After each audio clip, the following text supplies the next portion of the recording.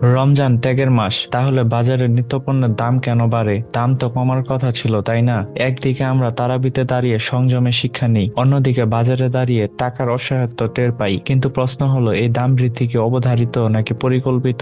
রমজান আসার আগেই বাজারে শুরু হয়ে যায় এক ধরনের চাহিদার ঝড়। তেল, চিনি, খেজুর, ছোলা, পেঁয়াজ, গরুর মাংস সবকিছুতেই চাহিদা বাড়ে হঠাৎ করেই, কারণ পুরো দেশ একসাথে কিনতে নামে। মধ্যবিত্ত পরিবার থেকে শুরু করে হোটেল, রেস্তোরাঁ সবাই মজুত করতে চায়। মানুষের মন ভরে না, মানুষের মনে ভয়, না কিনলেই দাম বেড়ে যাবে। আর এই ভয়টাই কাজে লাগায় বাজারের একটি অংশ।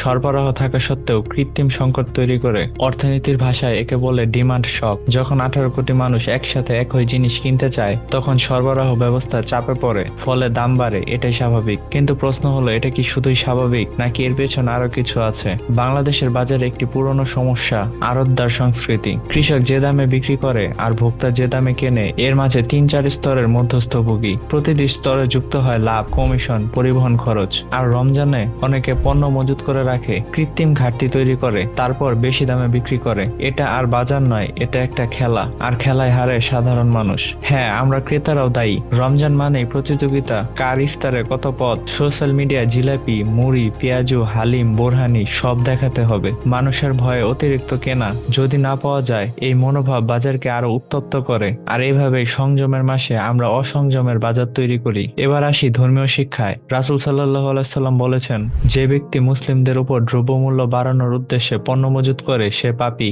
মুসনাদে আহমদ। এবার একটু তথ্যে আসি। 2020 সালে একটি মধ্যবিত্ত পরিবারের রমজানের বাজার খরচ ছিল 15,000 টাকা। 2025 সালে সেই একই বাজার কিনতে লাগছে 20 থেকে 25,000 টাকা, অর্থাৎ 30 থেকে 40% বৃদ্ধি। কিন্তু প্রশ্ন হলো, আয় কি একই হারে বেড়েছে? না, বেশিরভাগ মানুষের বেতন বাড়েনি, দিনমজুরের আয় স্থির। তাহলে এই ব্যবধান কিভাবে মেটাবে মানুষ? তাহলে এই সমস্যার দায় কার? নীতির, বাজারের নাকি নৈতিকতার? হয়তো তিনটিরই। সরকার যদি সরবরাহ নিশ্চিত করতে পারত, বাজারে যদি সততার সাথে ব্যবসা হতো, আর আমরা যদি প্রদর্শনীমূলক ইফতার না করে সরল ইফতার করতাম, তাহলে হয়তো রমজান আসলেই ত্যাগের মাস হতো। রমজান ত্যাগ শেখায়, হয়তো সেই ত্যাগ শুরু হওয়া উচিত আমাদের লোভ থেকে। আপনি কি মনে করেন? কমেন্ট করে জানান। আর যদি এই ভিডিওটি চিন্তা করতে বাধ্য করে, তাহলে লাইক আর শেয়ার করুন।